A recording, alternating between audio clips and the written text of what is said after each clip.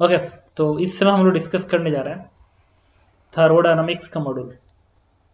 ठीक है, इसमें क्वेश्चन नंबर 1 से 2 तक, क्वेश्चन नंबर 2 बताता हूं। कह रहा है कि a cubical container having each of length L is filled with the gas having the n molecules in containers. The mass of each molecule is small m. If you assume that every instant half of the molecule are moving toward the positive x-axis and half of the molecule are moving toward the negative x-axis, two walls of the container are perpendicular to the x-axis. Find the force acting on the two walls given. Assume that all molecules are moving in with speed v0. सभी के सभी v0 जा रहा है. Mass of each, if assuming that at every instant half of molecule are moving toward the positive x-axis. ये बड़ा important है देखना. Every instant half of molecules. देखो क्या, एक वॉल ऐसे बना लो, ये सेंटर ऑफ मास क्वेश्चन है. आधा मॉलिक्यूल सपोज करो, आधा मॉलिक्यूल इधर जा रहा है, आधा मॉलिक्यूल उल्टा आ रहा है. इसी स्टैंड पे आधा जा रहा है टकराने के लिए और आधा लौट रहा है. तो कोई पूछे कि बताओ इस वॉल पे कितने का फोर्स लग रहा है, फाइंड द फोर्स. तो फोर्स क्या होता है? फोर्स होता है rate of change of momentum. तो मोमेंटम कितना चेंज हो रहा है? कोलिजन इलास्टिक होता है. तो अगर v0 की स्पीड से ये टकरा रहा है तो v0 से वापस लौटेगा. अगर ये v0 से पार्टिकल जाके टकरा रहा है एक पार्टिकल, तो v0 से वापस लौटेगा. तो मोमेंटम का चेंज कितना हुआ? वन पार्टिकल की वजह से मोमेंटम का चेंज डेल्टा p1 इज इस पार्टिकल का मोमेंटम m इंटू v0. इधर है इसलिए माइनस, तो क्या लिखोगे? Minus m v0 final momentum हो गया, minus initial momentum. Initial momentum क्या है? m इंटू v0 है. तो मोमेंटम क्या आ गया? माइनस 2m इंटू v0 बन गया. एक पार्टिकल की वजह से इतना मोमेंटम चेंज किया. तो हमें जानना पड़ेगा कि एक सेकेंड में इस दीवार पे कितने पार्टिकल टकरा रहे हैं. अगर वो मिल जाए, एक सेकेंड में कितने टकरा रहे हैं? मान लो स्मॉल एन टकरा रहा है, स्मॉल एन पार्टिकल एक सेकेंड में टकरा रहा है, तो मोमेंटम का चेंज कितना आएगा? Rate of change of momentum minus 2m v0 into small n. और यही आंसर होना चाहिए. Force, rate of change of momentum, force. भाई एक पार्टिकल इतना मोमेंटम चेंज कर रहा है. अगर मैं पता कर लूं कि एक सेकंड में इस दीवार से कितने पार्टिकल टकरा रहा है, एक सेकंड में कितने टकरा रहा है, मल्टीप्लाई कर दो तो पता चलेगा एक सेकंड में कितना मोमेंटम ट्रांसफर हो रहा है. और जो एक सेकंड मोमेंटम ट्रांसफर हो रहा है दैट इज फोर्स. अब दिमाग काम कर रहा है स्मॉल एन पे कि स्मॉल एन कैसे निकाला जाए. तो मैंने इस दीवार पे, अच्छा बताओ, इस क्रॉस सेक्शन से जितने मॉलिक्यूल्स आगे जा रहे होंगे, आगे जा रहे होंगे, वही तो जा रहे हैं टकराने के लिए, वही टकराएंगे. एक सेकंड में कितने आगे जा रहे हैं, वही टकराएंगे. तो हमें पता करना पड़ेगा कि एक सेकंड में कितने आगे जा रहे हैं. तो एक सेकंड में कितने आगे जा रहे हैं मतलब पता करने के लिए पता कर लो मास फ्लो रेट कितना है. मास फ्लो रेट, एक सेकंड में कितना मास इस क्रॉस सेक्शन से आगे जा रहा है, कितना मास इस क्रॉस सेक्शन से एक सेकंड में आगे जा रहा है, ये पता करना. एक सेकंड में कितना मास क्रॉस सेक्शन से आगे जा रहा है. याद करो फॉर्मूला हमने ये पढ़ा था मास फ्लो रेट का, dm/dt. रो ए भी होता है फ्लूइड मैकेनिक्स में, रो ए भी. तो रो यहाँ की डेंसिटी हो जाए और ये क्रॉस सेक्शन एरिया बन जाए, अब भी वेलोसिटी. तो रो डेंसिटी क्वेश्चन में दिया गया, रो n molecules mass of each molecule m. एक मॉलिक्यूल का मास m है ना.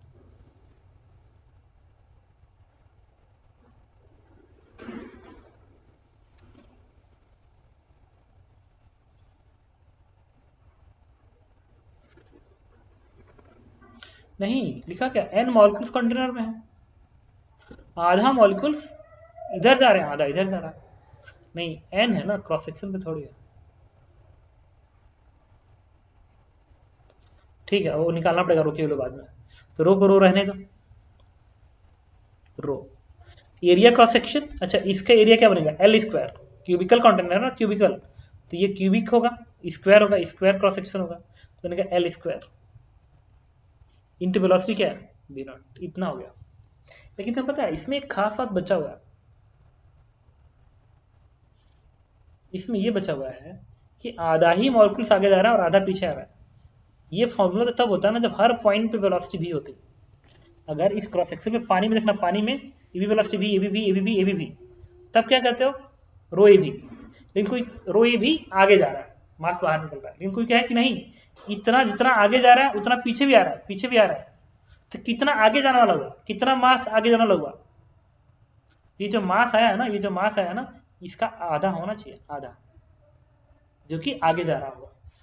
अगर सारी सारी वेलोसिटी आगे की होती तब कोई पूछता कि एक सेकंड कितना मास आगे जा रहा है, that is rho a b. लेकिन कोई कहे कि इसी क्रॉस सेक्शन पे आधा आगे जा रहा है, आधे इधर जा रहा है, और डेंसिटी वही है। डेंसिटी तो आगे वाले की वजह से तो पीछे वाले की वजह से, दोनों की वजह से डेंसिटी ना। यहाँ पे दो पार्टिकल से किधर जा रहा है, किधर जा रहा है, तो डेंसिटी तो दोनों की वजह से आ रहा है। तो अगर दोनों आगे जा रहे होते और डेंसिटी रो है, तो कितना मास आगे जाता, रो एल स्क्वायर भी नॉट। इनको क्या है कि नहीं, पार्टिकल आगे भी जा रहा है, पार्टिकल पीछे भी जा रहा है, तो डेंसिटी तो वही रह गई, लेकिन जाने वालों की संख्या आधी हो गई। तो कितने जा रहे होंगे, तो डीएम बाई डी टी जो जा रहा होगा, आउट बाहर जा रहा होगा, वो half of rho l square into v nought होगा, इतना मास होगा। ओके, ठीक है, तो इतना जा रहा होगा। अच्छा ये बताओ, ये क्या है, ये है कि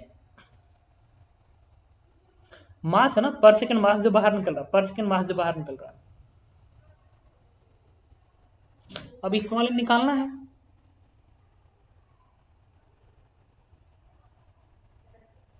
अच्छा मुझे बताओ, ठीक है कोई दिक्कत नहीं, इतना ये सब बहुत दिमाग लगा लिया हम लोग। एक सेकेंड रुको, ये टर्म अभी हटा दो, ये ट्वाइस बस याद रखना, यहाँ का ट्वाइस, बाकी सोचने की जरूरत नहीं है, आंसर यहीं से आ चुका है। देखो कैसे, देखो कैसा है वह भाई, एक सेकेंड में इतने मास जाके टकरा रहा है, एक सेकेंड में इतना मास टकरा रहा है, एक सेकेंड में इतना मास टकरा रहा है, और एक पार्टिकल की वजह से जो वेलोसिटी का चेंज आएगा, वेलोसिटी का चेंज आएगा वो टू वी नॉट का आएगा ना, वी नॉट इधर लौट रहा है तो माइनस वी नॉट इधर, तो टू वी नॉट चेंज आ गया। तो कि पीछे मोमेंटम चेंज बताइए, मोमेंटम चेंज कितना होगा पता है, इसी को मल्टीप्लाई करना पड़ेगा तुम्हें टू वी नॉट से।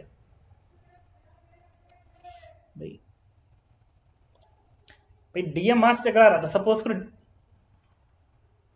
डीएम इंटू, रुको ज्यादा बेटर बता रहा, रुको अभी एक सेकेंड, या तो तुम समझ चुके होगे भाई, ये बनना चाहिए मोमेंटम का चेंज। अगर डीएम मास टकरा रहा है, डीटी टाइम में डीएम मास टकरा रहा है, मान लो डीटी टाइम में डीएम मास टकरा रहा है, तो मोमेंटम का चेंज कितना आएगा, डीएम इंटू टू भी ना। अब तुम dt यहां भी डिवाइड कर दो, dt यहां भी डिवाइड कर दो, तो ये डीएम बाई डी टी आ गया, डीएम बाई डी टी, ये क्या आ गया, पर सेकेंड मास कितना टकरा रहा है, डीएम बाई डी टी, वही ये वैल्यू है, उठा क्या कर दो, तो वैल्यू कितनी आ गई, half rho l square v nought into twice of v nought, two से टू कटेगा, वैल्यू क्या गई, rho l square into v nought का स्क्वायर।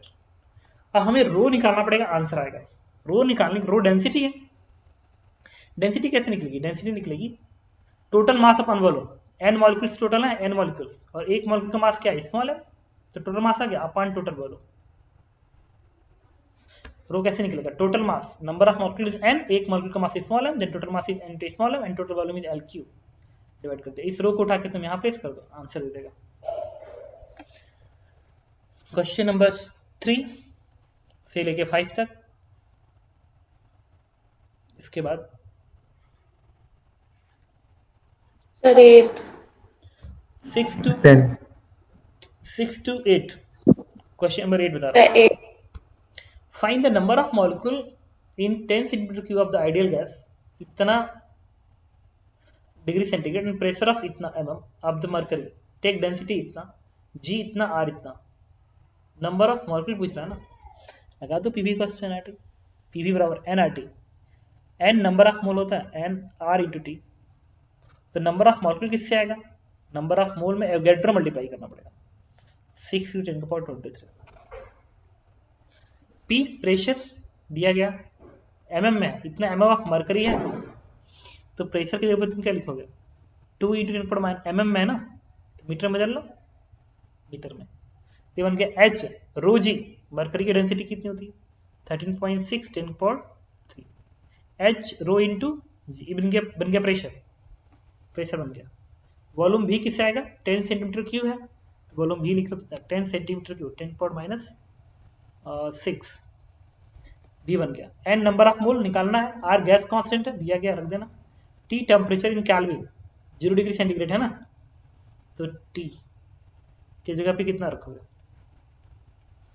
273 रख देना। सॉल्व करना, आंसर देगा। Yes. Question number 9 12 10 12 question number 10 तक बताओ। 11 12 ये कह रहा है कि at a pressure of 3 atm air the pump into the tube of the cycle rickshaw the volume of the each tube is given to a pressure इतना, one of the tube get puncture and volume of the tube reduce to इतना, find the number of mole of air that have leak out assuming that the temperature of remain constant. ये पता नहीं क्यों मुझे लगा कि मैंने पढ़ाया है क्लास में। पी और एनआरटी लगा दो। पहले प्रेशर कितना था, 3 atm था, तो 3 atm मतलब क्या होगा, एटमॉस्फेरिक प्रेशर होता है 10.5, तो P बन गया। इनिशियल वॉल्यूम कितना था, इतना था 0.004,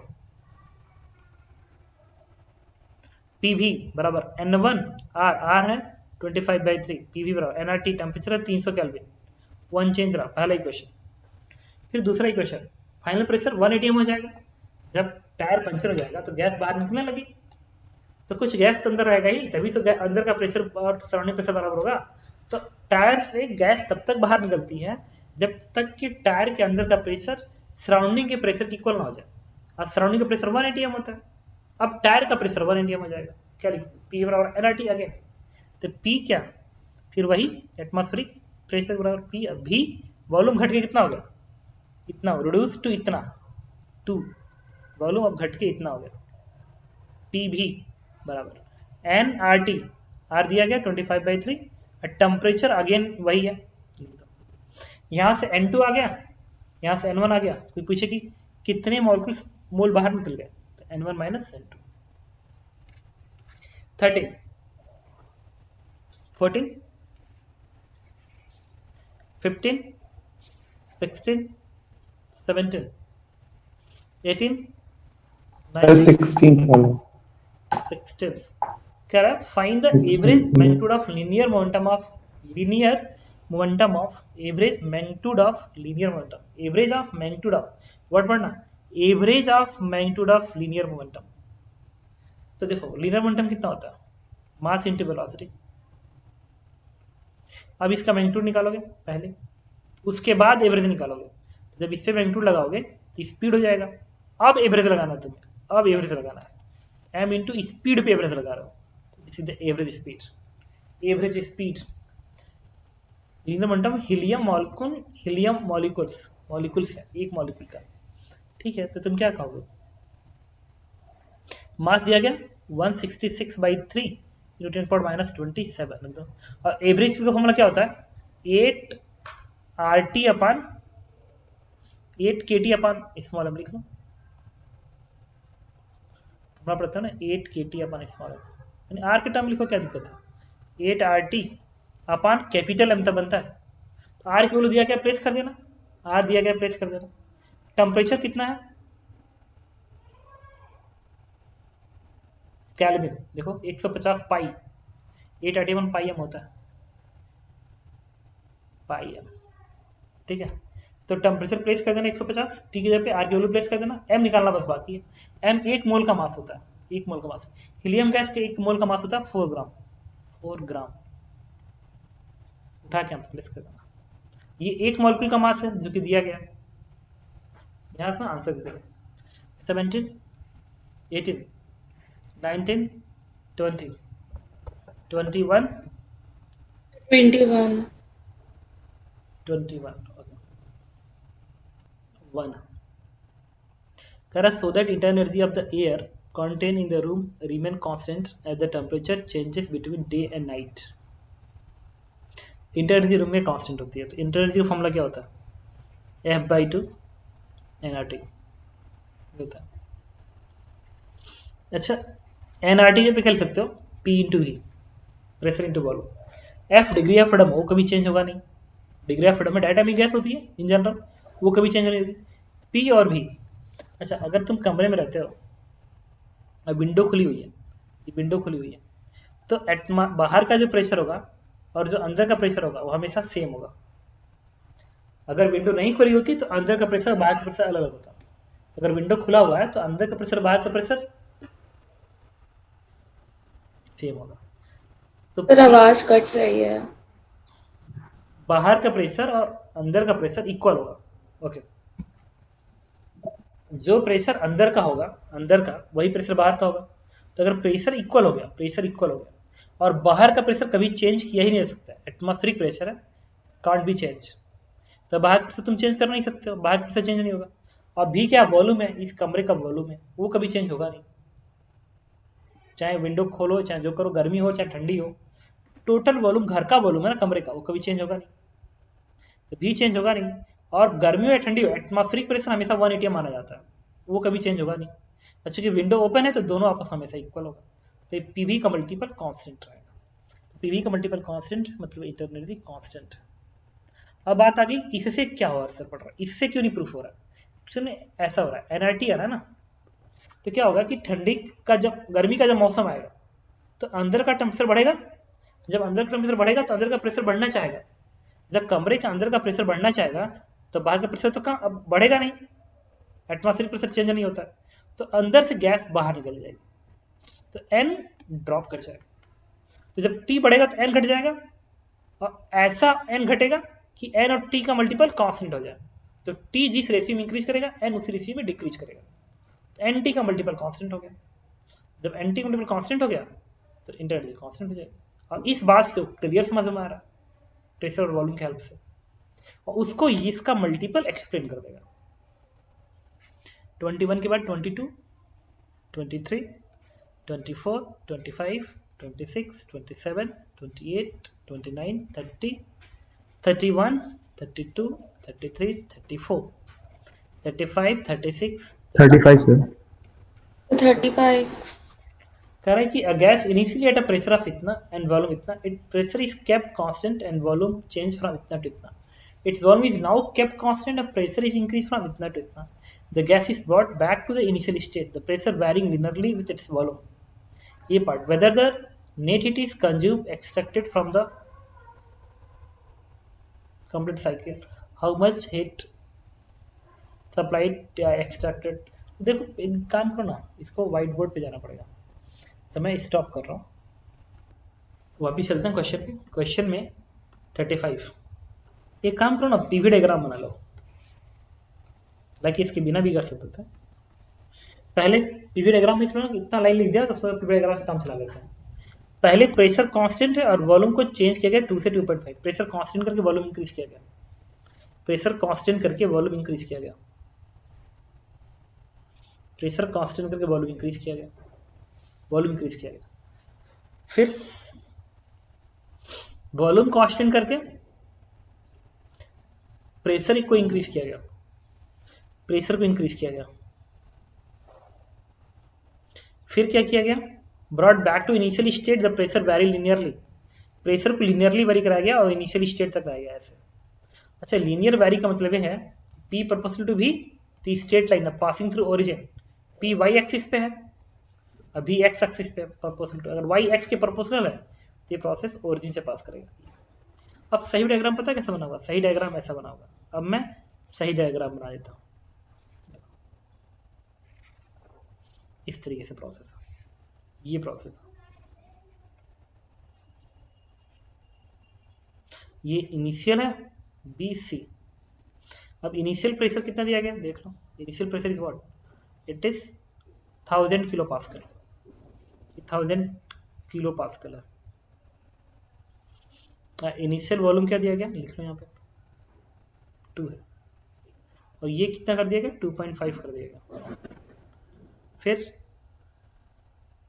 2 से 2.5 किया गया, वॉल्यूम कांस्टेंट, प्रेशर को 2000 पास्कल किया गया, अब यहाँ पे लाया गया 2000 पास्कल है, अब फिर लिनियरली हटा दिया गया। अब क्वेश्चन क्या पूछ रहा है, ये part, whether the net heat is supply to extracted या टू द, इस पूरे साइकिल में नेट हीट पे क्या असर पड़ा, तो डेल्टा क्यू क्या होता है, delta U plus delta W. एक कंप्लीट साइकिल में डेल्टा यू क्या होता है 0, कंप्लीट साइकिल में डेल्टा यू 0। अच्छा, ये साइकिल क्या है, this cycle is anti clockwise cycle, anti clockwise cycle हमेशा नेगेटिव वर्डन देता है, नेगेटिव वर्डन देगा, तो डेल्टा डब्ल्यू इज नेगेटिव। इसका मतलब डेल्टा क्यू नेगेटिव हो गया, डेल्टा क्यू नेगेटिव हो गया मतलब हीट उसको दिया गया, सिस्टम को हीट दिया गया, सप्लाई किया गया। ये पार्ट आंसर हो जाएगा, सिस्टम को हीट दिया गया, सप्लाई हीट किया गया, सप्लाई। बी पार्ट में क्या कह रहा है इसका, how much heat was supplied या एक्सट्रैक्टेड, कितना हीट सप्लाई एक्सट्रैक्ट किया गया, जितना वर्डन है जितना वर्क डन है।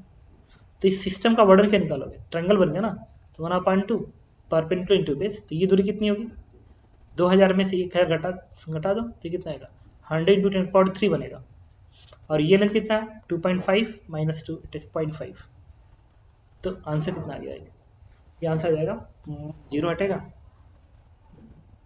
5, तो 5 इंटू 10⁻⁴/2 आंसर है इसका। 35 के बाद आते हैं क्वेश्चन सर नंबर इसमें एक्सट्रैक्टेड एक्सट्रैक्टेड दिया है। सर वो साइन तो वर्क डन वाला होता है ना, इसमें नेगेटिव है तो एक्सोथर्मिक होगा ना, निकलेगा डेल्टा के। Pressure is constant, volume is change from इतना टू इतना, वॉल्यूम कांस्टेंट, प्रेशर इंक्रीजेस,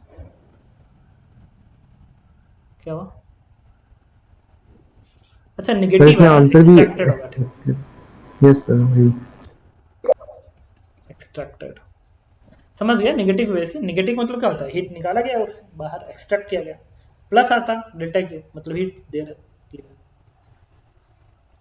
इसके बाद आते हैं 36, 37, 38, 39, 40, 41, 42, सर 39 क्या 39 39 39। If gamma be the ratio of specific heat for a perfect gas, find the number of degree of freedom of the molecules। कितने degree of freedom है, gamma के term में degree of freedom बताना है, 39 बता रहा हूँ। अच्छा Cb कितना होता है, it is F/2R। Cp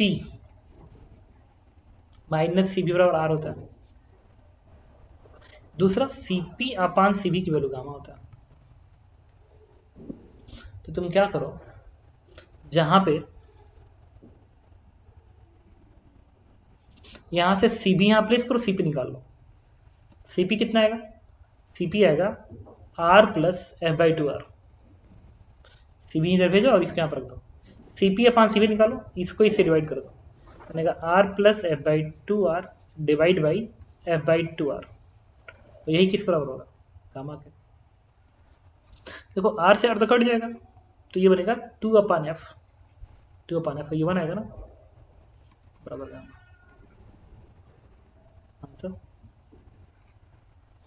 okay question number 39 के बाद 40 पे, 40, 41, 42, 43, 44, 45, 46, 42 40,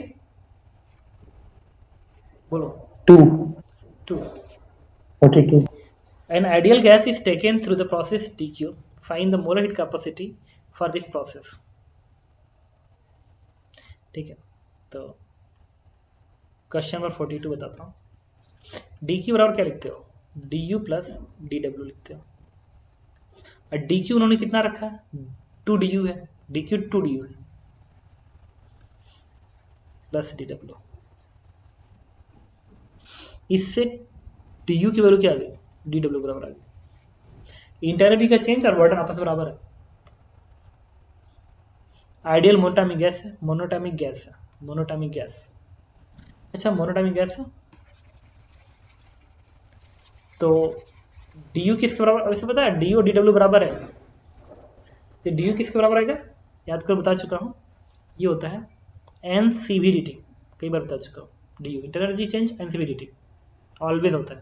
और dw क्या होगा, P इंटू dv बनेगा, P इंटू dv बनेगा। उसने पूछा क्या, molar heat capacity, molar heat capacity पूछा ना, इसको हटा ही दो, मोलर हीट कैपेसिटी। तो तुम्हें पता है dq को तुम सीधे लिख सकते हो NC/dt, अगर C मोलर हीट कैपेसिटी है तो dq को लिख सकते हो NC/dt। और डी क्यू की जगह क्या लिख सकते हो, 2du, लिखा ना डी क्यू बराबर 2du, 2du N C D T. अच्छा डी यू को तुम क्या लिखते हो, f/2 nr dt लिखते हो, ये भूल जाओ, जरूरत नहीं, इसी से हो गया डी क्यू बराबर N C D T. D Q 2du question दिया गया, N C D T, D Q होती है इतनी, रख दो, एन से एन कट गया और डी टी से डी टी कट गया, इससे सी की वैल्यू क्या आ गई, एफ आर के बराबर आ गई, 2 से 2 कटेगा, एफ आर आ गई। अब मोनोटाइम गैस है, मोनोटाइम गैस का एफ क्या होता है, 3, आंसर इज 3 यार। Question number 43, 44, 45, 46, 47, 48, 49, 50, 51, 52, 53, 52. 52।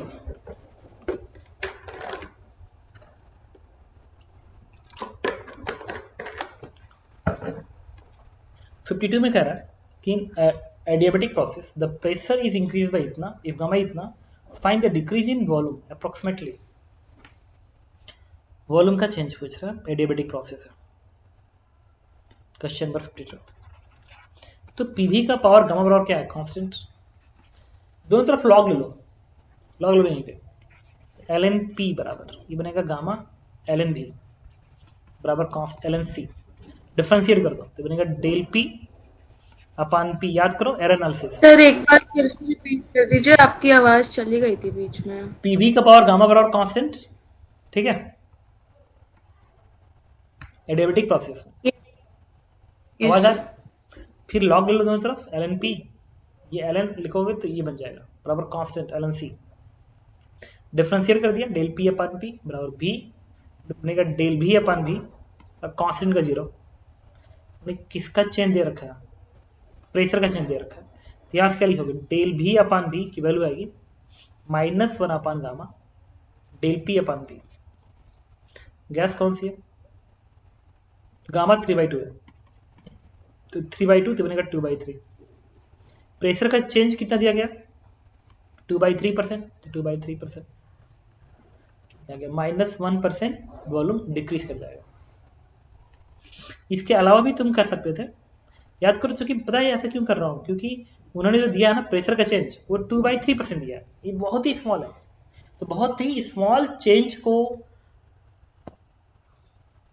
सॉल्व करने के लिए हम लोग डिफरेंशिएशन का हेल्प लेते हैं, डिफरेंशिएशन का हेल्प लेते हैं, तो लॉग लेके कर दिया डिफरेंशिएट, या सीधे यहां भी कर दो डिफरेंशिएट, तभी भी आंसर वही आएगा, कुछ अलग नहीं आएगा, करके देखो अभी वही आएगा, यही डिफरेंस कर देगा, फर्स्ट फंक्शन इंटू इसका डिफरेंशिएशन, गामा इंटू v का power gamma -1 into dv plus v का पावर गामा इंटू p का difference that is dp equal to 0।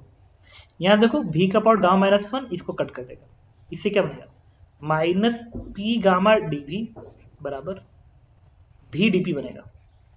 अब इस p को यहां भेज दो और इस v को यहां भेज दो, बनेगा क्या, dv अपान v निकाल लो, तो dv अपान v की वैल्यू आ गई, इसको इधर भेजो, इसको इधर भेजो, बनेगा 1 अपान गामा माइनस साइन dp अपान p। ये प्रेशर का चेंज है, ये वॉल्यूम का चेंज है, रेशियो यही था, देखो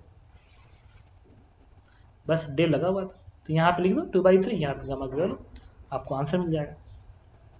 जब भी स्मॉल चेंज है और उसको सॉल्व कर रहा हूँ, always take the help of differentiation, लिख लेना कहीं पे, to handle problem in very small change take the help of differentiation.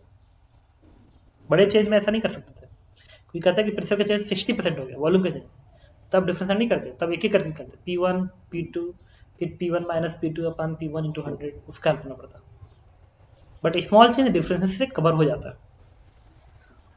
तो to handle very small change problem take the help of differentiation. 52 के बाद 53।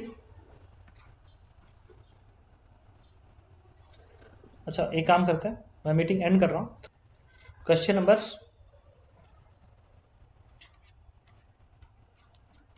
कौन सा क्वेश्चन था, 48 वाला पे है। क्वेश्चन नंबर 48 में कह रहा है कि इन गिवन फिगर जिस ऑर्डर में जा रहा हूँ उसी ऑर्डर में पूछ लिया करो। Initial having internal energy EY is allowed to be expand adiabatically perform W work. यहाँ का वर्डन है W कह रहा हूँ, इस स्टेट का नाम है, यहाँ की प्रोड्यूसर जी E1, प्रोड्यूसर जी E1 यहाँ का, और एडियाबेटिकली प्रोसेस है। अब वर्क कितना किया गया, heat allowed to expand adiabatically perform work W, इसमें वर्ड W है, एडियाबेटिक प्रोसेस है। अच्छा, एडियाबेटिक प्रोसेस में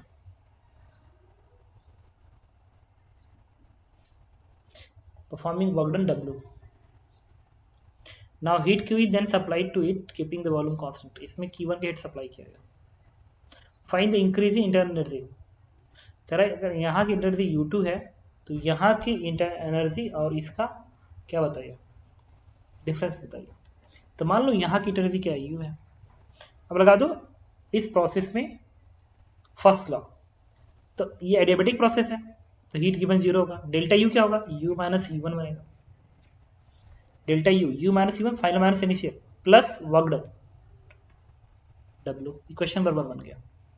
फिर फर्स्ट लॉ तुम इसमें लगा दो, इसमें यहाँ से लेके आता, हिट तुमने Q1 दिया, क्या लिखोगे, Q1 बराबर वर्क, इसमें एनर्जी का change, energy change U2 minus U2 minus U बनेगा।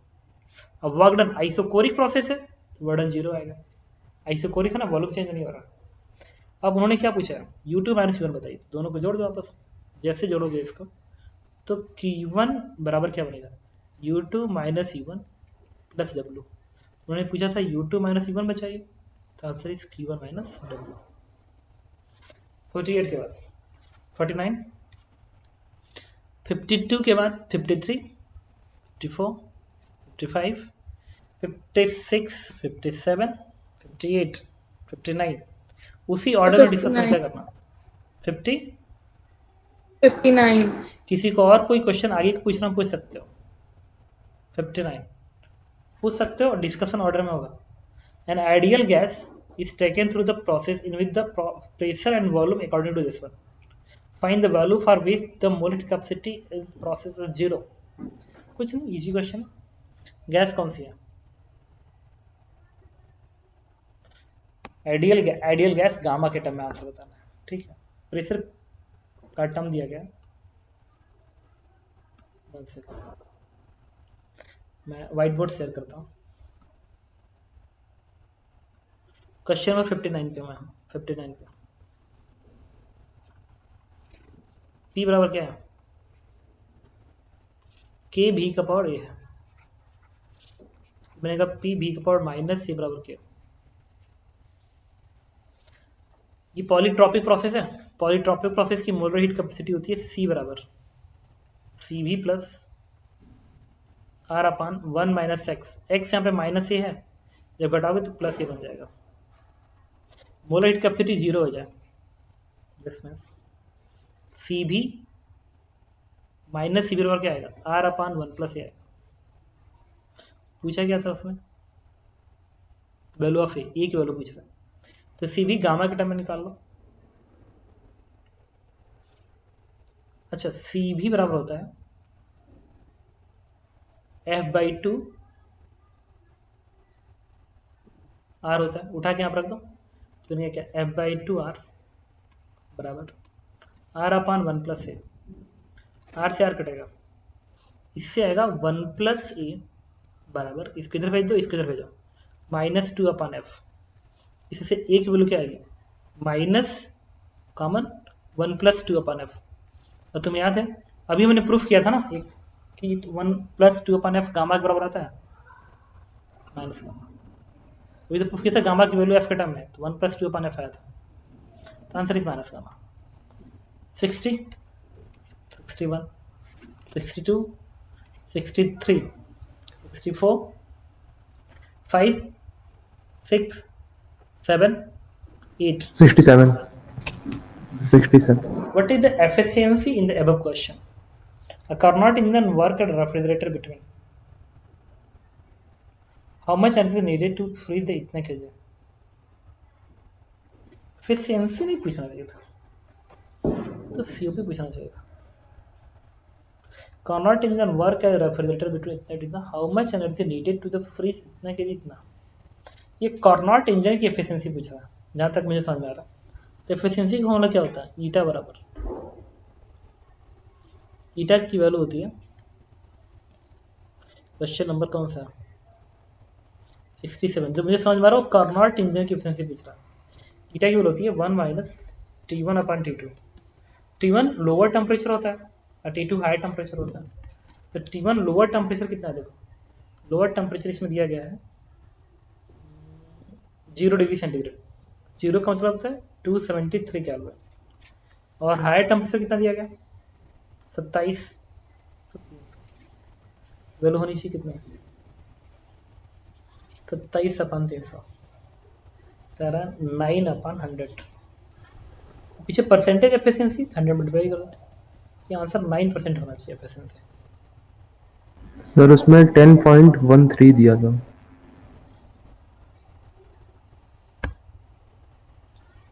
सीओपी तो नहीं पूछ रहा है। सीओपी मैंने क्या बताया था तुम्हें? सीओपी सीओपी क्या था बताओ, फॉर्मूला क्या था? Sir TL/TH - TL। T L lower upon temperature. T H minus T L, है ना?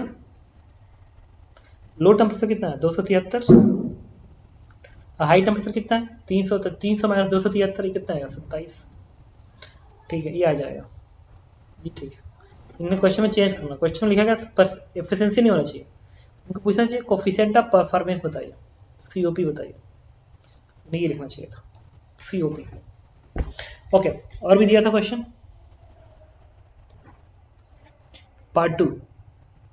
पार्ट 2 में 1 से लेके 3 तक, 4 से 7, 8 to 12, 8 to 12, 13 to 15।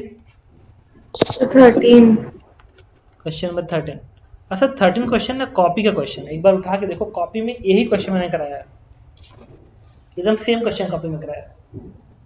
तो फिर रहने दीजिए, मैं देख लूंगी। 12। क्वेश्चन नंबर 12 देखो, मैं व्हाइट बोर्ड शेयर हटा। 12 में कह रहा है कि 4 container filled with the monoatomic gas for each number of molecules इतना इतना इतना। कह रहे इसमें n मॉलिक्यूल्स हैं तो 4m मास का, इसमें VRMS इतना इतना। कह रहे टेम्परेचर का रेशियो बताइए।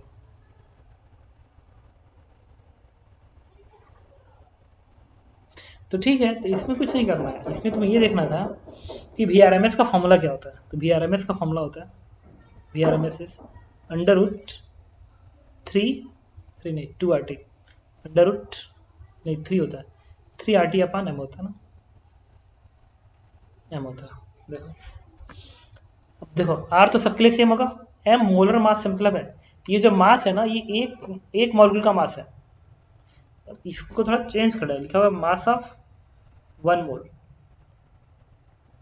दैट इज 4m, ये m ये 3m, ये 1 मोल का मास है। तो जिसका मास ज्यादा होगा, ठीक है, उसमें तुम VRMS प्लेस कर दो यहाँ पे, देखो T करी से तुम्हें आ जाएगा। T कितना आएगा? देखो इसको स्क्वायरिंग कर दो तो बनेगा T बराबर बनना चाहिए m इंटू VRMS का स्क्वायर डिवाइड बाई 3R, ये बनेगा। T बराबर क्या बनेगा? m इंटू VRMS के स्क्वायर अपॉन 3R। अब m और VRMS का मल्टीपल चाहिए स्क्वायर, देखो इसमें कितना आएगा, उससे T का रेशियो पता चल जाएगा। ये m कितना 4m इंटू VRMS का स्क्वायर, तो 4 का टर्म बनेगा, इसको मल्टीप्लाई करो तो 4 का टर्म बनेगा। ये m इंटू इसका स्क्वायर का मल्टीपल, ये भी 4 का टर्म बनेगा। ये m इंटू VRMS के स्क्वायर, ये बनेगा 3 का टर्म बनेगा, यहाँ पे 3 का टर्म बनेगा। ये m इंटू VRMS के स्क्वायर, तो 2 दूनी 4 दूनी 8 का टर्म बनेगा। तो सबसे ज्यादा TD रहा होगा, तो TD सबसे ज्यादा होगा, और ये दोनों कम से कम बराबर होंगे, TA TB बराबर होंगे, TA और TB बराबर होंगे। देखो इसमें दिख रहा है 3 पार्ट आंसर। 14 15 बता दीजिए सर 3। कौन सा तीसरा वाला सर, आवाज नहीं आ रही थी मेरी, कौन सा बोल क्वेश्चन? रहा था आवाज। Third sir, third. ये कंसीडर द कोलिजन, हेलो तो थर्ड, यस सर, कॉलिजन वाला। हाँ कंसीडर द कोलिजन, अभी तुमने मीटिंग ना एंड कर दी थी। Consider the collision between an argon molecules and a nitrogen molecule in a mixture, argon and nitrogen kept at room temperature, which are following are possible. Consider collision between argon and molecules, nitrogen molecules in mixture of hydrogen. एक molecule से और एक molecule ये है, अगर मान लो इसकी speed v है, इसकी स्पीड v1 है, इसकी v2 है, अगर ये आपस में टकरा रहे हैं, अगर ये मॉलिक्यूल्स और ये मॉलिक्यूल्स अगर आपस में टकरा रहे हैं, तो जब ये v1 अगर v2 से ज्यादा होगा तो v2 की वैल्यू बढ़ेगी, v1 की वैल्यू घटेगी। ठीक है, जब ऐसे टकराएंगे तब, अब दोनों ही मान लो ऐसे टकराए, नहीं ये कोलिजन इलास्टिक होता है, ये v1 से ये v2 से टकराया, अगर ऐसे टकराते हैं तो भी डायरेक्शन चेंज हो जाएगा, इसका डायरेक्शन चेंज हो जाएगा। Category energy of both molecule decrease, ये तो गलत कह रहा है, एनर्जी लॉस नहीं होती, इलास्टिक कोलिजन होता है, तो बिल्कुल गलत कह रहा है। Category of both molecule increases, ये भी गलत कह रहा है, दो मॉलिक्यूल आपस में टकराएंगे, कोलिजन इलास्टिक है, एक की बढ़ेगी दूसरे की घटेगी, ऐसा नहीं है दोनों को इंक्रीज कर दिया। क्यों इंक्रीज करेगा? एनर्जी कंजर्वेशन है। क्यों डिक्रीज करेगा? हीट लॉस थोड़ी होता है इक्विलिब्रियम पे, नहीं होता। C part is correct answer. इसके बाद क्वेश्चन नंबर 13 बाद 14, 15, 16, 17, 18, 16 में क्या रहा है?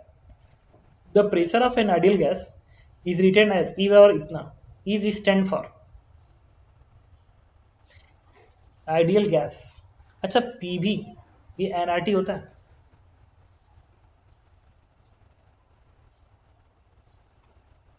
Three by two PV ideal gas. ठीक है, ये ट्रांसलेशनल कैटेगरी, देखो कैसे आ रहा है, ई बराबर आएगा 3/2 पीवी से क्या लिखोगे? एनआरटी। पता है ट्रांसलेशनल डिग्री ऑफ फ्रीडम जो कैटेगरी होती है वो होती है F/2 NRT. Translational degree of freedom 3 होता है, किसी भी गैस का ट्रांसलेशनल डिग्री ऑफ 3 होता है, किसी भी गैस का ट्रांसलेशनल 3 होता है, चाहे अमोनिया डाई हो, तो F/3 प्लेस करो, 3/2 एनआरटी, ये वाले बराबर होगी ना। इसको मतलब E stand for translation category. 17, 18, 19, तो इसमें एवरेज का कोई और मतलब तो नहीं है? अरे कुछ नहीं, एवरेज सारा एवरेज निकालता है गैस में, हमेशा हम लोग कैंडिडेट की एवरेज निकालते हैं, नहीं तो अगर एवरेज नहीं निकालते तो देखो कोई एक पार्टिकल की जीरो होगी, किसी की कुछ और है, किसी की कुछ और। क्या हर गैस की पार्टिकल एवरेज बराबर है? क्या नहीं, जब बराबर नहीं है तो we are talking about average. 17, 18, 19, 20, 21 से 20 क्वेश्चन नंबर से 20 कह रहा है कि in mixture of nitrogen and helium kept at the room temperature as compared to the helium molecule, nitrogen molecule hit the wall with, अच्छा फॉर्मूला क्या होता है? बी बराबर सेम टेम्परेचर पे under root 8 RT upon pi M होता है। तो temperature same है, तो जिसका मोलर मास ज़्यादा होगा उसकी स्पीड कम होगी। तो नाइट्रोजन का मोलर मास ज़्यादा होता है, नाइट्रोजन गैस है ना, तो 1428 बनता है, और हीलियम गैस का मोलर मास 4 ग्राम होता है। तो कौन तेज से टकराएगा? हीलियम तेज टकराएगा। Compare to helium molecule, nitrogen molecule hit the wall with slower speed, smaller speed. Smaller kinetic energy, the speed कम तो kinetic energy half mv²।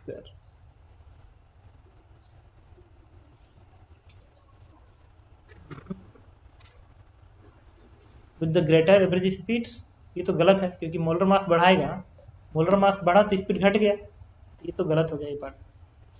B part check करना पड़ेगा, बी पार्ट कितना होता है? काइनेटिक एनर्जी है ना, कितना होगा? Half mv², half m into v²।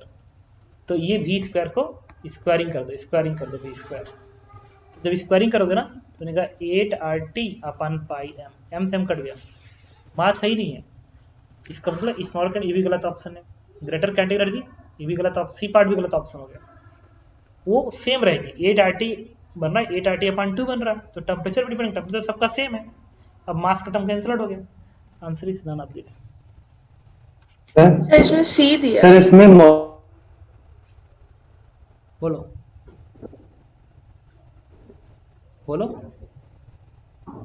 मॉलिक terms में मास ऊपर न्यूमीटर में चला जाएगा। n into root 8 RT by pi फिर कैपिटल M। अच्छा समझ गया क्यों दिया गया। नहीं ठीक तो है। Compare to helium molecule nitrogen molecule hit the wall with the greater average static energy. अरे इसमें डिग्री ऑफ फ्रीडम की वजह से गड़बड़ हो गया। ये सही है सी पार्ट, इसलिए सही है। ये ट्रांसलेशनल एनर्जी है, ये ट्रांसलेशनल एनर्जी होती है। देखो गैस की जो एनर्जी होती है this is F/2 nRT, F/2 nRT होती है।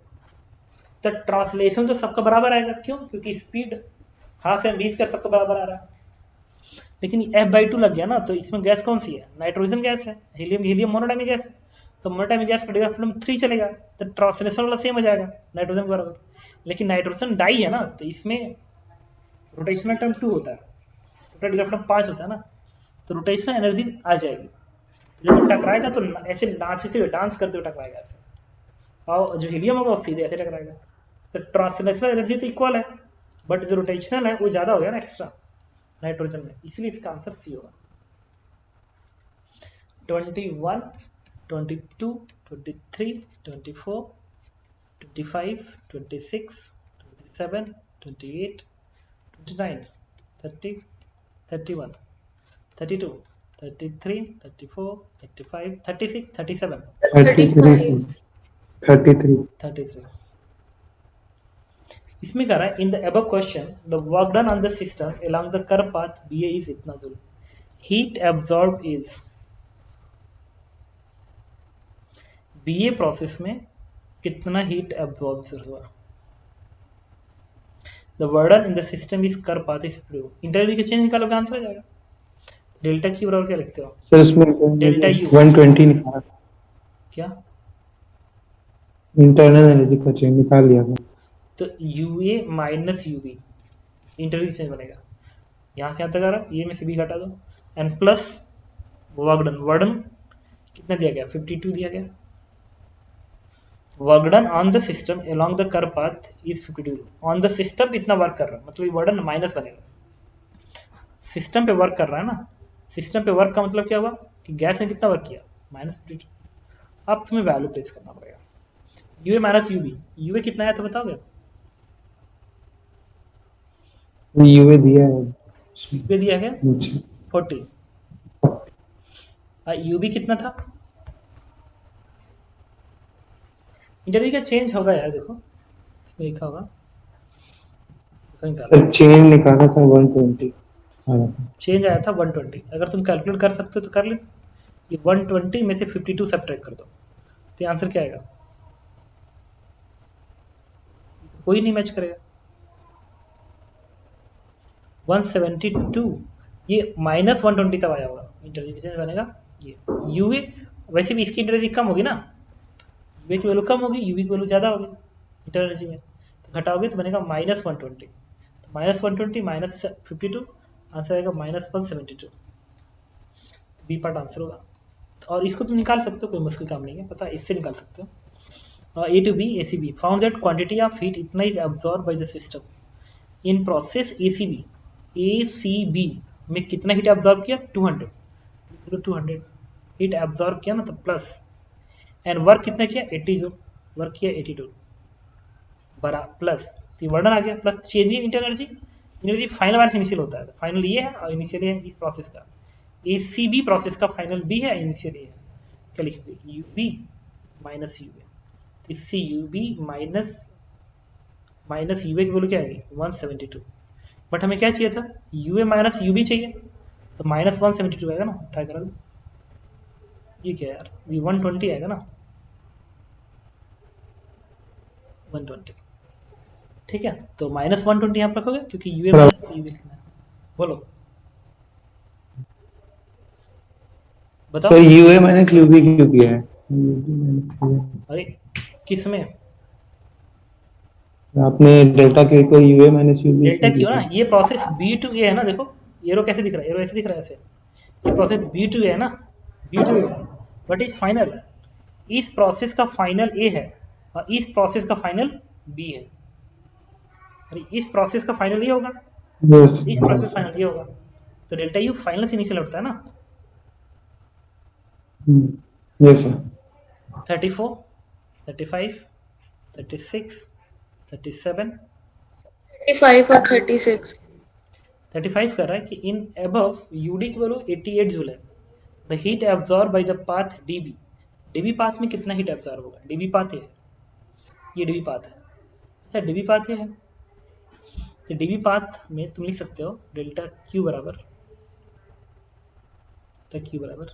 वर्क डन कितना आएगा? 0, क्योंकि वॉल्यूम कांस्टेंट है। डीबी पाथ में वॉल्यूम कांस्टेंट है ना, तो वर्क डन 0 बनेगा। एंड प्लस इंटरनल का चेंज, मतलब यूबी माइनस यूडी निकालना पड़ेगा। तो क्वेश्चन में यूडी तो दिया गया 88, यूबी तुमने निकाला होगा, यूबी आएगा ऊपर वाले से यूवी की वैल्यू कितनी आएगी? ये जो यू है ना 40 यहाँ रख दो, यूवी की वैल्यू 40 यहाँ पे रख दो, तो 40 यहाँ पे 160 आएगा। 160 नहीं आ रही। ये 160 यहाँ पे रख दो, 160 माइनस यूडी कितना है? 88 आंसर देगा 36। सर एक बार रिपीट कर दीजिए, आवाज नहीं आ रही थी। ठीक है, ये कह रहा हूँ कि यूए की वैल्यू कितना 40 उठा के यहाँ पे रख दो, तो यूवी आ जाएगा 160। और डेल्टा क्यू क्या होता है? यूबी माइनस यूडी, तो यूबी कितना है? 160 यहाँ रख दो, और यूडी क्वेश्चन में दिया गया 88, उठा के यहाँ रख दो। ठीक है, सर फिर आवाज नहीं आ रही। 36 में कह रहा है कि for an ideal gas fix amount the initial pressure and volume are equal to the final pressure and volume. Correct option is incorrect, option is incorrect. Initial temperature must be equal to the final temperature. Initial pressure और initial, ये तो सही करा ना, ये part तो सही statement mark नहीं करेंगे भाई। पीवी क्या होता है? एनआरटी। तो प्रेशर और वॉल्यूम सेम होगा, initial pressure initial volume final pressure final volume same है, तो टेम्परेचर सेम आएगा। ये तो सही स्टेटमेंट है। Initial internal energy must be equal to the, of course जब टेम्परेचर सेम है तो एनर्जी सेम रहेगी। The net heat given to an ideal gas in the process must be 0। Net heat given to the work done in the process may be 0। May be, अब इसको मैं PV diagram से समझना पड़ेगा। देखो बताता हूं।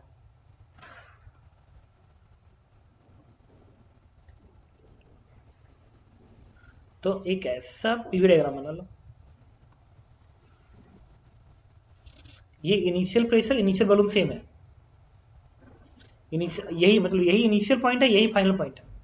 ये प्रोसेस कैसे बनेगा? ऐसे बन जाए,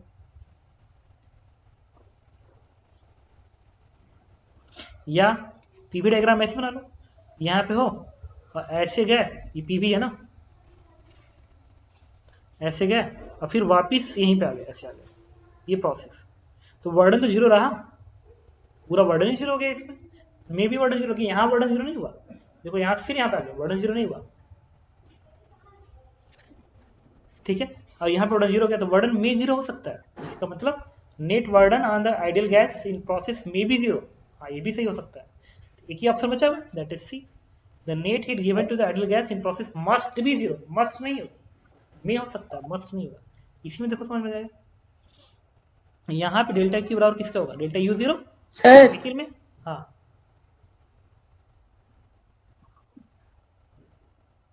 बताओ। फिर स्किप होके आ रही है जी।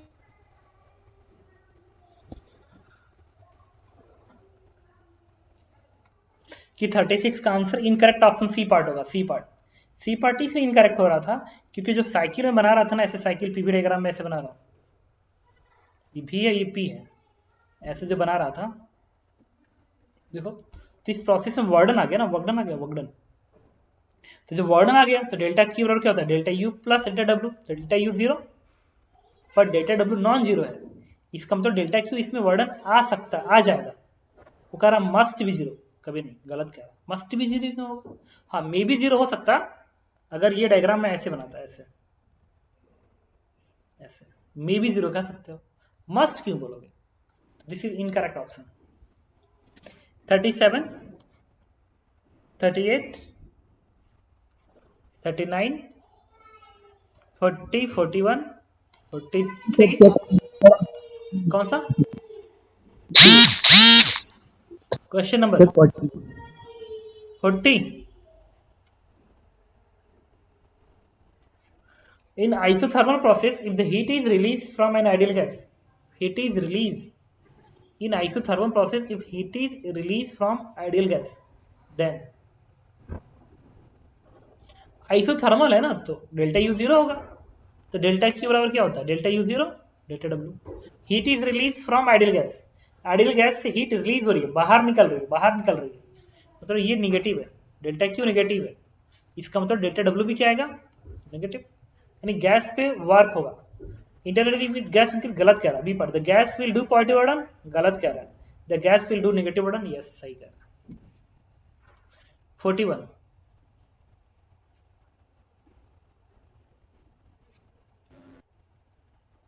ये गलत कह रहा है यार।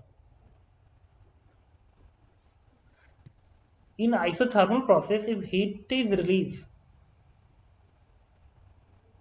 ideal gas, then एनर्जी का चेंज नहीं होगा, बस ठीक तो है। Okay, C part is correct option. 41 42 43 42. 42 में कह रहा है कि an ideal gas can be taken from initial state 1 to state 2 by two different process. Let delta Q and W represent the heat given and work done by system. Then which quantity are same in both process?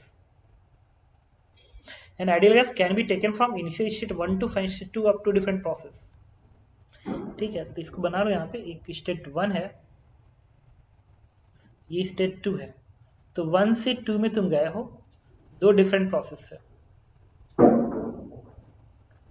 Let delta Q represent the heat given and work done by the system. ठीक है, then quantity are same in both case। अच्छा, internal का change same रहेगा ना, internal energy path independent है, तो internal का change same रहेगा। बाकी तो W भी डिपेंड करेगा पाथ पे, और जब W पाथ पे करेगा तो Q भी पाथ पे करेगा, क्योंकि Q बराबर क्या होता है, W प्लस U। तो U पाथ इंडिपेंडेंट फंक्शन है, बट W तो पाथ डिपेंड करेगा, W डिपेंड करेगा तो Q भी डिपेंड करेगा।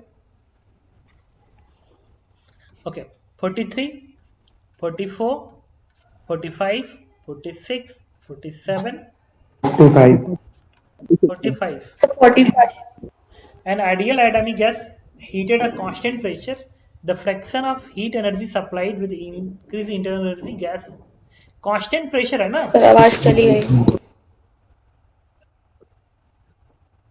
constant pressure पे heat supply क्या होता है, NCP। आवाज नहीं आ रही। सर देखो, कांस्टेंट प्रेशर पे जो हीट गिवन होता है एनसीपीडीटी, कांस्टेंट प्रेशर का हीट गिवन एनसीपीडीटी होता है। और इंटरनल का चेंज क्या होता है, इंटरनल का चेंज होता है एनसीपीडीटी। एनसीपीडीटी क्या होता है, हीट गिवन कांस्टेंट प्रेशर पे, और इंटरनल का चेंज तो हमेशा एनसीपीडीटी होता है। तो जो रेशियो आएगा वो आर। सर आवाज। हाँ, तो मैं ये कह रहा था कि fraction of heat energy constant pressure पे हीट एनर्जी होती है एनसीबीडीटी, और इंटरनल एनर्जी का चेंज तो हमेशा एनसीबीडीटी होता है, हमेशा एनसीबीडीटी। पूछा है रेशियो बताया, रेशियो तो एनसीबीडीटी अपॉन एनसीबीडीटी, इससे क्या गया, रेशियो आ गया किसके बराबर, गामा। देखो ये कैंसिल आउट होगा, CP upon CP is gamma.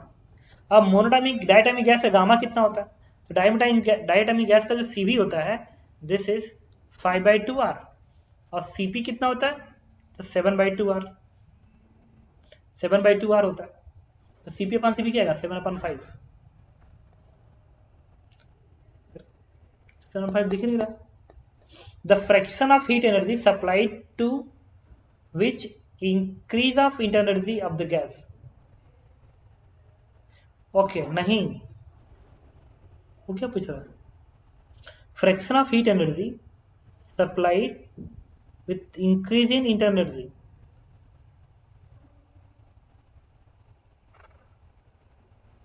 क्या पूछ रहा है यार, फ्रैक्शन ऑफ हीट एनर्जी का कौन सा फ्रैक्शन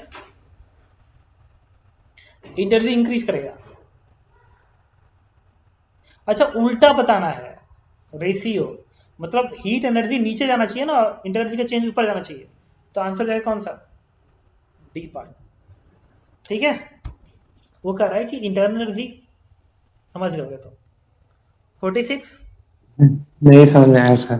सर उल्टा क्यों? कर fraction of heat energy supply to increase internal energy, मतलब डेल्टा क्यू का कौन सा पार्ट, कौन सा फ्रैक्शन इंटरनल एनर्जी को इंक्रीज कर रहा है, मतलब इंटरनल एनर्जी डिवाइड करोगे डेल्टा क्यू से, कह रहा है 10 रुपया है, 5 रुपया रिसीट को दे दिया।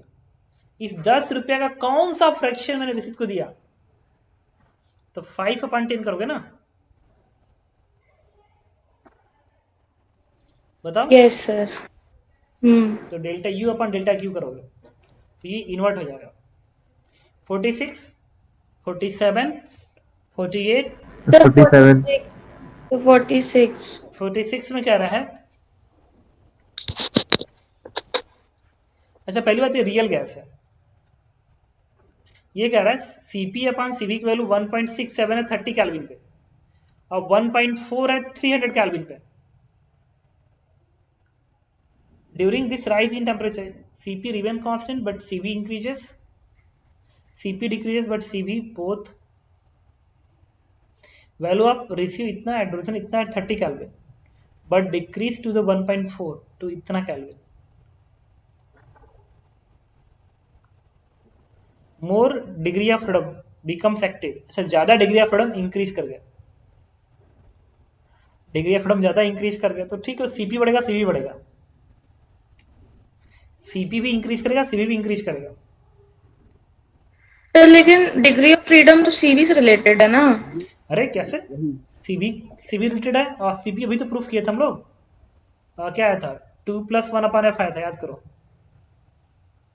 और सीवी में कितना बनता है? f/2 बनता है, f/2r। और सीपी नहीं, ये गामा इससे आया था, गामा इतना आया था गामा।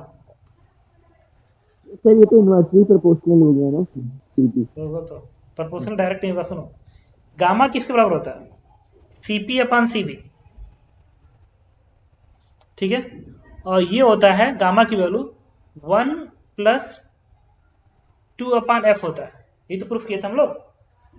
तो कह रहा है कि Cp/Cv इज इतना 30 केल्विन बट डिक्रीजेस इतना to 300 kelvin as more degree of freedom becomes active. तो जब f बढ़ेगा, टेम्परेचर बढ़ाओगे तो डिग्री ऑफ फ्रीडम बढ़ता है, अगर ये बढ़ेगा तो गामा घटेगा। तो सही कह रहा है कि 300 केल्विन पे गामा घट गया, 1.4 हो गया, ठीक है, गामा घटना चाहिए था। अच्छा गामा घट रहा है तो Cp/Cv, Cv होता है f/2r, तो f बढ़ाओगे, अगर f बढ़ाओगे तो Cv तो इंक्रीज करेगा, Cv तो इंक्रीज करेगा, तो Cp को क्या होना पड़ेगा? Cp भी चेंज होता है, Cp भी इंक्रीज करता है। क्यों इंक्रीज करेगा? Cp माइनस Cv और r होता है ना, तो Cp बराबर क्या होगा? Cv+r। तो अगर f इंक्रीज कर रहा है, f अगर इंक्रीज कर रहा है, अगर f इंक्रीज कर रहा है तो Cv इंक्रीज किया, तो Cv इंक्रीज किया तो Cp भी इंक्रीज किया, तो Cp भी इंक्रीज करेगा और Cv भी इंक्रीज करेगा, लेकिन Cv ज्यादा इंक्रीज करेगा कंपेयर टू Cp का इंक्रीज। Cp इंक्रीज किया मान लो 2 तक, तो Cv इंक्रीज करेगा 3 तक, ताकि गामा क्या हो जाए? डिक्रीज हो जाए। तो दोनों इक्वल अमाउंट में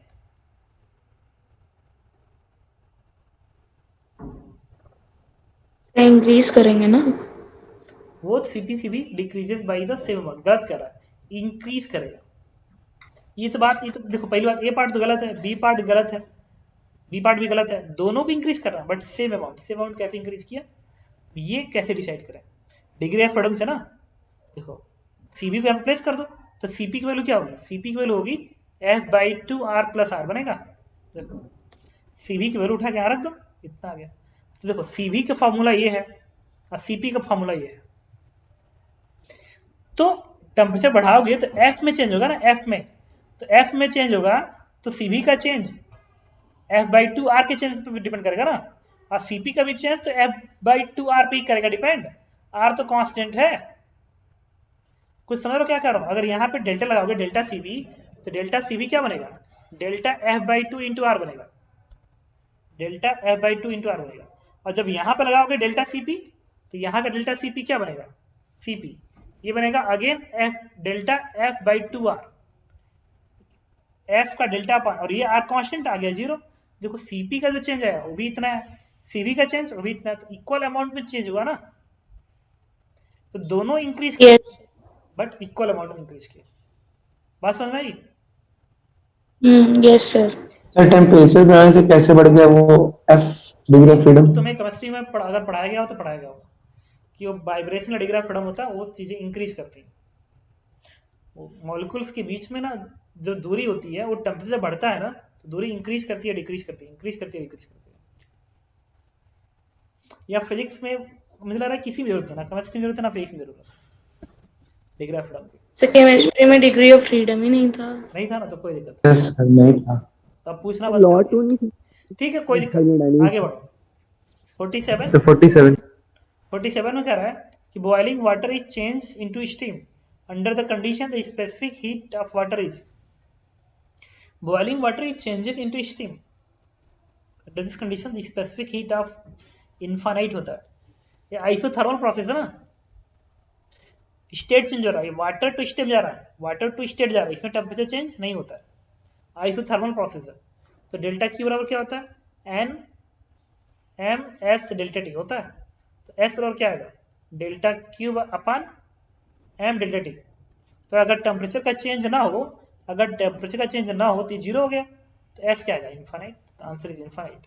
इसलिए कहा जाता है आइसोथर्मल प्रोसेस का स्पेसिफिक हीट कैपेसिटी इन्फाइनाइट होती है, जबकि एडियाबेटिक प्रोसेस की जीरो होती है, क्योंकि एडियाबेटिक में डेल्टा क्यू जीरो होगा। 48 49 50 बोलो। गैस तो इसमें क्या होगा सर, इनफाइनाइट आ रहा है आंसर इनफाइनाइट। आइसोथर्मल प्रोसेस का क्या क्वेश्चन 50 पूछता हूँ। हेलो, वो 50 पूछ रहा है। क्वेश्चन नंबर 50 50 पूछ रहा है। ये कह रहा है कि a gas has one specific only two, अरे infinite number of specific capacity होता है, डिपेंड करता है प्रोसेस कौन सा है। एक ही गैस होगा जो आइसोकोरिक प्रोसेस फॉलो करेगा, तो उसका स्पेसिफिक कैपेसिटी कुछ और आएगी। वही जब आइसोथर्मल फॉलो करेगा तो इनफाइनाइट आएगी। वही गैस जब एडियाबेटिक फॉलो करेगा तो जीरो आएगी। वही गैस पॉलीट्रॉपिक फॉलो करेगा तो सीबी प्लस आर पर वन आर एक्स आएगा। समझ गए होगे, जिस प्रोसेस को फॉलो करेगा उस प्रोसेस की स्पेसिफिक कैपेसिटी होती है। तो उस प्रोसेस की स्पेसिफिक कैपेसिटी गैस के टाइप पे डिपेंड करता है, और साथ में वो किस प्रोसेस को फॉलो कर रहा है, उसमें प्रेशर और वॉल्यूम किस पे डिपेंड कर रहा है, इस पे भी करता है। याद करो, ऐसा आता है ना, सी बराबर क्या होता है, CV plus R upon one minus X. Polytropic में तो एक्स की वैल्यू चेंज कर देगा, सी चेंज हो जाएगा, गैस एक ही है, फाइनाइट होता है। और यही नहीं, बहुत सारे ऐसे होंगे जिनका मोल रेट कैपेसिटी इस फॉर्मूले से नहीं आएगी, किसी और से आएगी, उसका और है, गैस एक ही है। 51 52 53 51 में 51 में कह रहा है इनवॉल्व रेट कैपेसिटी इसमें। अच्छा देखो, ये गैस है ना, यहां से यहां तक जा रहा है, सी जो होता है, C D N C D T बराबर N C B D T plus P W, मतलब वर्ड डी डब्ल्यू। तो यहां से सी बराबर क्या आएगा, एन डी टी से डिवाइड कर दो, सी बी प्लस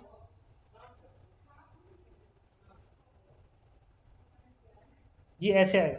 अब देखो, इस प्रोसेस में कुछ वर्क हो रहा है, कुछ वर्क हो रहा है ना, कुछ वर्क हो रहा है, तो पॉजिटिव आ गया, पॉजिटिव, और टेम्परेचर तो बढ़ ही रहा है, तो बिल्कुल पॉजिटिव आ गया। इसका मतलब सी सीबी से ज्यादा होगा, सी इज ग्रेटर देन सीबी। 52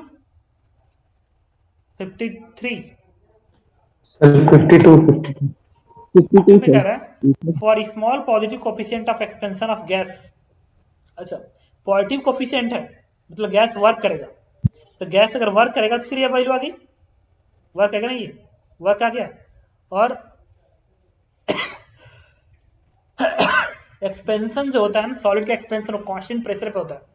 जैसे सॉलिड एक्सपेंड होता है तो एटमॉस्फेरिक प्रेशर है ना, बाहर एटमॉस्फेरिक प्रेशर बाहर कांस्टेंट है, तो सॉलिड एक्सपेंड कर रहा है तो बाहर का प्रेशर कांस्टेंट है। तो इसको लिखोगे तुम, इसको लिखोगे, इसको एन सीपीडीटी, एन सीपीडीटी कांस्टेंट प्रेशर पे हीट गिवन होता है, एन सीपीडीटी बराबर एन सीपीडीटी प्लस हीट। अब आ गया इतना। अब देखो, थोड़ा सा अगर एक्सपेंशन है, small positive coefficient of expansion है, मतलब एक्सपेंड कर रहा है, तो गैस वर्क करेगा तो पॉजिटिव आती है, पॉजिटिव। सीपी सीबी से ज्यादा आएगा, बट स्लाइटली ज्यादा आएगा, स्लाइटली। क्यों? क्योंकि सॉलिड वैसे एक्सपेंड नहीं करता है जैसे गैस एक्सपेंड करता है, बट हल्का से एक्सपेंड करे तो वर्क कर जाएगा। वर्क करने की वजह से सीपी की वैल्यू सीबी से ज्यादा आ जाएगी। 53 53 नेगेटिव हो सकती है सर? क्या? नहीं हो सकती। Specific heat specific heat negative से क्या कह रहे हो? नहीं, नेगेटिव स्पेसिफिक क्यों हीट आएगी? नेगेटिव, तो इसमें वही दिया है ना सर, ऑल ऑफ दी, तभी पूछ सकते हैं। 53 53 पूछ रहे हो? अच्छा, ओके। 53 हो सकता है। Specific heat of substance can be negative, ये जीरो भी हो सकता है, नेगेटिव हो सकता है, इन्फिनिटी भी हो सकता है। डी पार्ट आंसर है ऑफ दिस। ये तो वैसे ही आ गया। अरे कुछ ऐसे, वाटर में देखो ना, वाटर का टेम्परेचर जब 0 से 4 बढ़ाते हो तो वॉल्यूम घटता है, वॉल्यूम घटता है, ठीक है। अच्छा, स्पेसिफिक हीट कैपेसिटी, एक डेल्टा क्यू बराबर क्या होता है? एन सी डी टी या M S delta T, M S delta T. तो ऐसा हो कि टेम्परेचर तुम बढ़ा रहे हो तो जरूरी नहीं है। अच्छा, एक बात बताता हूँ, इस सब्सटेंस की प्रॉपर्टी और गैस की प्रॉपर्टी स्पेसिफिक हीट कैपेसिटी की एकदम सेम चलती है, तो इसमें कुछ भी पॉसिबल है। जीरो तब होगा जब एडियाबेटिक होगा। अब डिपेंड करता है, सब्सटेंस है यार, सब्सटेंस गैस भी तो होता है, सब्सटेंस गैस भी तो होता है, तो गैस में तो जीरो भी होता है, एडियाबेटिक प्रोसेस में इनफाइनाइट होता है। पॉलीट्रॉपिक में हो सकता है ना नेगेटिव, हाँ, निगेटिव हो सकता है पॉलीट्रॉपिक में। पॉलीट्रॉपिक में। 54 55 56 57 54 54 A gas is contained in metallic cylinder or fitted with a piston. The gas is suddenly compressed by pushing the piston down and maintained at this position. After this process, as time passes, the pressure of the gas in the cylinder. Gas को अचानक से press करोगे ना तो gas का pressure बढ़ जाएगा, बढ़ गया। अब जब छोड़ोगे धीरे धीरे प्रेशर घटेगा। क्यों घटेगा? क्योंकि गैस का प्रेशर बढ़ेगा तो प्रेशर बढ़ जाएगा ना। और इस जो सिलेंडर होते हैं वो एडियाबेटिक थोड़ी होते हैं, एडियाबेटिक नहीं होता है, हीट बाहर निकलेगा। अगर यही बॉटल इसमें गैस है तो आसानी से प्रेस कर दी तो टेम्परेचर बढ़ गया, प्रेशर बढ़ने की वजह से। लेकिन अब अंदर से हीट बाहर निकलेगा क्योंकि एडियाबेटिक थोड़ी है। जब हीट बाहर निकलेगा टेम्परेचर डिक्रीज करेगा, टेम्परेचर घटेगा तो प्रेशर भी घटेगा, पी बराबर एनआरटी से। टी घटेगा तो प्रेशर डिक्रीज करेगा। क्यों? वॉल्यूम तो कांस्टेंट हो गया, अब प्रेस करके छोड़ दिया, अब वॉल्यूम इतने का वॉल्यूम कांस्टेंट हो गया। अब अंदर से टेम्परेचर हीट बाहर निकल रहा है तो प्रेशर ड्रॉप करेगा, तो टाइम पासेस डिक्रीज करेगा। 55 56 57 56 56 55 56 सर हाँ, सर अब अगले उसमें कर लीजिएगा, भूख लगी है सर, जान